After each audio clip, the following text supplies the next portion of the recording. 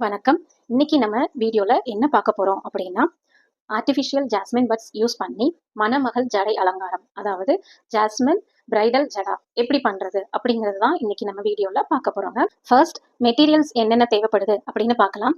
Cotton thread. நான் இந்த cotton thread அமேசான்ல வாங்கினேன். ஃப்ளவர் கார்லண்ட் மேக்கிங் த்ரெட் அப்படின்னு சர்ச் பண்ணி பார்த்தா கிடைக்கும். அடுத்தது needle, scissor, then waterproof realistic reusable artificial jasmine buds. இப்போ நம்ம பேஜ்ல ஆஃபர் போயிட்டு இருக்குதுங்க. 100 பட்ஸ் 260 rupees வித் ஃப்ரீ ஷிப்பிங்கோட. ஸோ இந்த ஆஃபர் நவம்பர் 1 வரைக்கும் இருக்குது. ஸோ உங்களுக்கும் இந்த பட்ஸ் தேவைப்படுது அப்படின்னா ஸ்க்ரீன்ல இருக்கிற நம்பருக்கு வாட்ஸ்அப் பண்ணி உங்க ஆர்டரை பிளேஸ் பண்ணிக்கோங்க.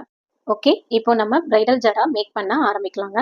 ஃபர்ஸ்ட் நீடில்ல நூல் கோர்த்துக்கலாம். நூல் வந்து டபுளா எடுக்கணும். 2 strands எடுக்கணும். டபுளா எடுத்து 42 inch லென்த் இல்லைன்னா ஒரு 50 inch லென்த் எடுத்துக்கோங்க. அதுக்கும் கம்மியா எடுக்க வேண்டாம்.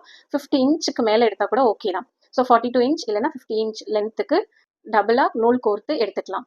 அப்புறம் இந்த லாஸ்ட் எண்ட் இருக்கு இல்லைங்களா, இந்த நூலோட லாஸ்ட் எண்டில் ஒரு 4 inch இல்லைன்னா ஒரு 5 inch கேப் விட்டுட்டு அதுக்கப்புறம் தான் நம்ம வந்து நாட் போடணும். இந்த நாட் வந்து நல்லா திக்கா இருக்கணும், குண்டா இருக்கணும். அப்படின்னா தான் ஜாஸ்மின் பட்ஸ் வந்து ரிமூவ் பண்ணி வெளியில வராம இருக்கும். ஸோ அதனால த்ரெட்டோட லாஸ்ட்ல ஒரு 4 inch கேப் விட்டுட்டு நாட்டு நல்லா குண்டா போட்டுக்கோங்க.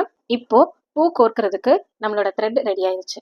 ஒரு எண்டில் நீடில் இருக்கு, இன்னொரு எண்டில் 4 inch கேப் விட்டுட்டு நாட் போட்டு வச்சிருக்கிறோம். ஸோ இப்போ ஸ்டார்ட் பண்ணலாம். ஃபர்ஸ்ட் 30 பட்ஸ் எடுத்திருக்கிறேன். இதை இந்த வீடியோல இருக்கிற மாதிரியே நம்ம கோர்த்துக்கணுங்க. நம்மளோட ஆர்டிஃபிஷியல் ஜாஸ்மின் பட்ஸ் வந்து கொஞ்சம் ஸ்ட்ராங்கா இருக்கிறதுனால நம்மளால கோர்க்க முடியல. ஸோ இந்த மாதிரி கீழே வச்சு அழுத்தணும்னா, கிரவுண்ட்ல வச்சு அழுத்தணும்னா உள்ள போயிருது. ஸோ அதனால ப்ராப்ளம் இல்லை. ஸோ லாஸ்ட்ல இந்த எண்டில் பாருங்க, நம்ம அந்த நாட் வந்து கொஞ்சம் குண்டா போட்டதுனால தான் பட்ஸ் வந்து ரிமூவ் ஆகாம இருக்கு. ஸோ இதே மாதிரியே 30 பட்ஸும் நம்ம கோர்த்து எடுத்துக்கலாம். புது புது டிப்ஸ் இதெல்லாம் தெரிஞ்சுக்கணும். இந்த பிரைடல் ஜடா வந்து எப்படி செய்யணும், கரெக்டா பர்ஃபெக்டா எந்த தப்பும் இல்லாம எப்படி செய்யணும் அப்படின்னு நீங்க கத்துக்கணும்னு நினைச்சீங்கன்னா வீடியோவை ஸ்கிப் பண்ணாம ஃபுல்லா பாருங்க. கண்டிப்பா உங்களுக்கு யூஸ்ஃபுல்லா இருக்கும்.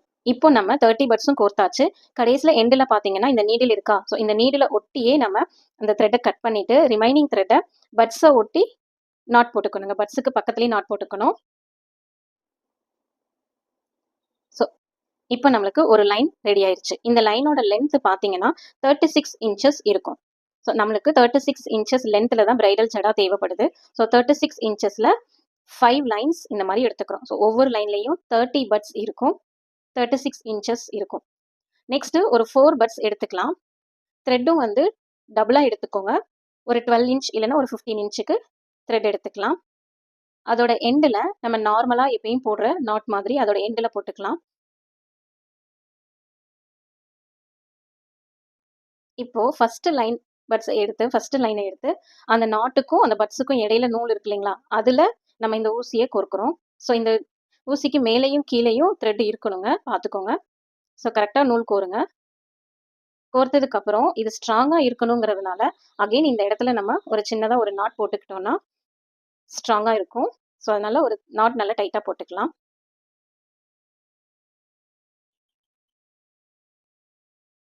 இப்போ ரிமைனிங் இருக்கிற அந்த த்ரெட்டை வந்து கட் பண்ணிடலாம். இப்போ நம்ம நாட் போட்டோம் இல்லையா, அந்த த்ரெட்டில் ரிமைனிங் இருக்கிற த்ரெட்டை கட் பண்ணிக்கலாம்.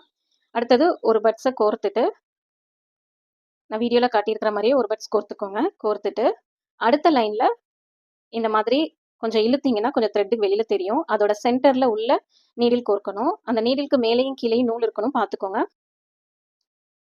அடுத்தது ஒரு ஜாஸ்மின் பட்ஸ் கோர்த்துக்கலாம்.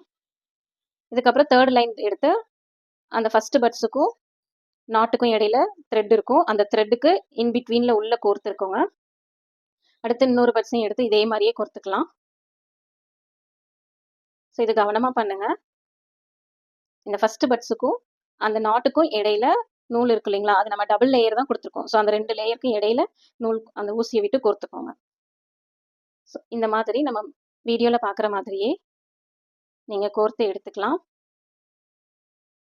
ஸோ இப்படி இந்த 5 லைன்ஸையும் நம்ம ஒரு எண்டில் ஜாயின் பண்ணிட்டோம். இப்போ லாஸ்ட் ஜாயின் பண்ணி முடிச்ச உடனே இங்கேயும் ஒரு நாட் ஒரு ரெண்டு நாட் போட்டு இதை நல்லா செக்யூர் பண்ணிக்கலாம். பண்ணிட்டு அதை கட் பண்ணிக்கோங்க. ஸோ 5 லைன்ஸையும் ஒரு எண்டில் ஜாயின் பண்ணிட்டோம். இதே மாதிரி அடுத்த எண்டுலையுமே இந்த 5 லைன்ஸையும் ஜாயின் பண்ணிக்கோங்க. ஸோ இப்போ நம்மளுக்கு 36 inchesல 5 லைன்ஸ் ஜாயின் பண்ணி எடுத்திருக்கோம். அடுத்தது ஒரு 60 பட்ஸ் எடுத்திருக்கிறேன்.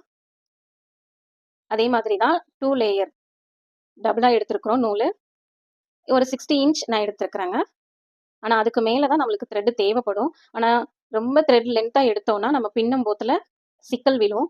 ஸோ அதனால் நான் என்னால் முடிஞ்சது 60 இன்ச் என்னால் பண்ண முடியும்னு நினச்சிருக்கிறேன். ஸோ அந்த லென்த்தில் நான் எடுத்துருக்கிறேன்.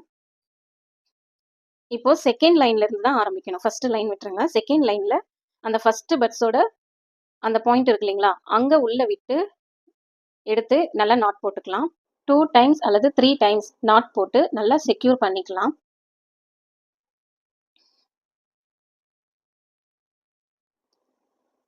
இப்போ நான் ஒரு பட்ஸ் எடுத்திருக்கிறேன். அந்த பட்ஸை நம்ம எப்படி பிளேஸ் பண்ணி எப்படி கோர்க்கணும் அப்படிங்கிறது பார்க்கலாம். நான் வீடியோவில் காட்டியிருக்கிற மாதிரியே அந்த 2 பட்ஸுக்கும் இடையில இந்த பட்ஸை இந்த மாதிரி தாங்க பிளேஸ் பண்ணணும். ஸோ அதில் உள்ள ஊசி விட்டு வெளியில் எடுத்துக்கலாம்.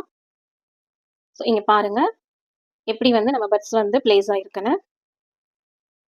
ஸோ இந்த மாதிரி பிளேஸ் பண்ணிக்கலாம். அந்த சென்டர் பாயிண்ட்ல 2 பக்கமும் பட்ஸ் இருக்கும். சென்டரில் இந்த பட்ஸோட காம்பு இருக்கும். ஸோ அந்த மாதிரி தான் நம்ம பிளேஸ் பண்ணியிருக்கோம். இதோட இன்னொரு எண்டை வந்து ஃபர்ஸ்ட் லைனோட ஃபர்ஸ்ட் பட்டுக்கு கீழே கொடுக்குறோம். அந்த அந்த இடத்துல கொஞ்சம் இழுத்தீங்கன்னா உள்ள த்ரெட்டு தெரியும். அதை 2 தடவை சுற்றி விட்டுக்கோங்க அந்த த்ரெட்டில். வீடியோ கொஞ்சம் கவனமாக பாருங்கள். இல்லை உங்களுக்கு புரியலனாலுமே வீடியோவை கொஞ்சம் ஸ்பீடு வந்து ஸ்லோவாக வச்சு கூட பார்த்துக்கோங்க. இப்போ அடுத்த பட் வந்து எடுத்து அது எங்கே வரணுங்கிறத பிளேஸ் பண்ணி பார்த்துக்கலாம். அந்த 2 பட்டுக்கும் இடையில அந்த காம்பு இருக்கிற மாதிரி பிளேஸ் பண்ணிக்கோங்க. ஸோ இந்த மாதிரி தான் நம்ம நெக்ஸ்ட் பட்டு கோர்க்க போகிறோம். ஸோ அதை பிளேஸ் மாற்றாமல் அப்படியே கோர்த்துக்கலாம். கொஞ்சம் ஸ்ட்ராங்காக இருக்கிறதுனால கஷ்டமாக இருக்குது, வேற ஒன்றும் கிடையாது. ஒரிஜினல் பூனா ஈஸியாக இருக்கும். இந்த மாதிரி பிளேஸ் பண்ணி செகண்ட் லைனில் ஃபர்ஸ்ட் பட்டோட கீழே த்ரெட் எடுத்து அதை சுற்றி விட்டுக்கலாம். ஒரு 2 டைம்ஸ் சுற்றினா கொஞ்சம் நல்லா ஸ்ட்ராங்காக இருக்குங்க. 1 2 டைம்ஸ் சுற்றி விட்டோம்னா அந்த இடம் கொஞ்சம் நல்லா ஸ்ட்ராங்காக இருக்கும். இப்போ அடுத்த பட்டும் அதே மாதிரி எப்படி வைக்கணுங்கிறது பிளேஸ் பண்ணி பார்க்குறேன் பாருங்கள். ஸோ இந்த மாதிரி சிக்ஸாக்காக நம்மளோட பெட்டை கோர்த்துட்டே வரணும். இது கொஞ்சம் லென்த்தான வீடியோ தாங்க. நானும் இந்த வீடியோவோட லென்த்தை கம்மி பண்ணுறதுக்கு நான் நிறைய ட்ரை பண்ணேன். பட் ஒவ்வொரு விஷயமும் நான் எடிட் பண்ணும்போதில் கட் பண்ணலான்னு பார்க்கும்போதில் அந்த விஷயம் அந்த டிப்ஸ் வந்து உங்களுக்கு யூஸ்ஃபுல்லாக இருக்கும் அப்படின்னு தோணுனதுனால என்னால் இதோட லென்த்தை இதுக்கு மேலே கம்மி பண்ண முடியல இந்த வீடியோவோட லென்த்தை. ஸோ வீடியோவை ஸ்கிப் பண்ணாமல் பாருங்கள். ஒரு புது விஷயம் கற்றுக்கலாம் அப்படிங்கிறப்போ ஒரு 5 மினிட்ஸ் எக்ஸ்ட்ரா நம்ம வீடியோ பார்க்குறதுனால ஒரு ப்ராப்ளமும் இருக்காதுன்னு எனக்கு தோணுது. நம்ம சேனலில் வர வீடியோவை ஃபர்ஸ்ட் டைம் நீங்கள் பார்க்குறீங்க அப்படின்னா இந்த வீடியோவை பாருங்கள். உங்களுக்கு பிடிச்சிருக்கு, உங்களுக்கு யூஸ்ஃபுல்லாக இருக்குன்னா மட்டும் சப்ஸ்கிரைப் பண்ணிக்கோங்க. பெல் ஐக்கானையும் கிளிக் பண்ணி ஆல்னு போட்டு வச்சுக்கோங்க. நம்ம சேனலில் இருக்கிற மற்ற வீடியோஸும் பாருங்கள், உங்களுக்கு கண்டிப்பாக யூஸ்ஃபுல்லாக இருக்கும். ஸோ ஃபஸ்ட்டு லைன் நம்ம கம்ப்ளீட் பண்ணிட்டோம். இந்த மாதிரி தான் கிடச்சிருக்கு. ஃபர்ஸ்ட் லைனுக்கும் செகண்ட் லைனுக்கும் இன்பிட்வீனில் ஜிக்ஸாக்காக பட்ஸ் யூஸ் பண்ணியிருக்கோம். அடுத்தது இதில் ஒரு பட் வந்து நம்மளுக்கு ரிமைனிங் வந்துருச்சு. ஸோ அப்போ நம்மளுக்கு 59 பட்ஸ் தேவைப்படுது இந்த இன்பிட்வீன் லைன் கிரியேட் பண்ணுறதுக்கு. 2 ஸ்ட்ராண்ட்ஸ் நூல் எடுத்து ஊசியில் கோர்த்து அந்த தேர்ட் லைனில் ஃபஸ்ட்டு பட்ஸுக்கு மேலே இந்த மாதிரி நாட் போட்டு செக்யூர் பண்ணி எடுத்துக்கலாம். செகண்ட் லைனுக்கும் தேர்ட் லைனுக்கும் இடையில ஜிக்ஸாக் லைன் தான் கிரியேட் பண்ண போகிறோம். ஃபர்ஸ்ட் லைனுக்கும் செகண்ட் லைனுக்கும் இடையில ஜிக்ஸாக் லைன் முடிஞ்சிருச்சு. அடுத்தது செகண்ட் லைனுக்கும் தேர்ட் லைனுக்கும் இன் பிட்வீனில் ஜிக்ஸாக் லைன் கிரியேட் பண்ண போகிறோம். இப்போ நான் ஜூமில் வச்சு காட்டுறேன் பாருங்கள் எப்படி வந்து பண்ணுறது அப்படின்னு. வீடியோவை ஸ்கிப் பண்ணாமல் பொறுமையாக பார்த்தீங்கன்னா கண்டிப்பாக உங்களுக்கு புரியும். புரியலன்னா திருப்பியும் கூட ஸ்பீடு ஸ்லோ பண்ணி கூட பார்த்துக்கலாம்.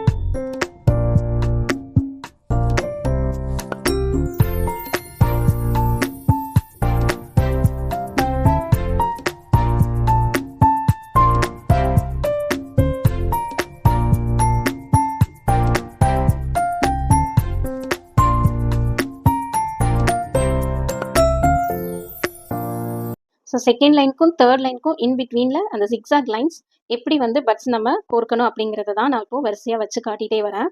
ஸோ இந்த மாதிரி தான் நம்ம பட்ஸை ஜிக்ஸாகாக கோர்த்து அந்த செகண்டாக ஜிக்ஸாக் லைனை கம்ப்ளீட் பண்ணியிருக்கோம்.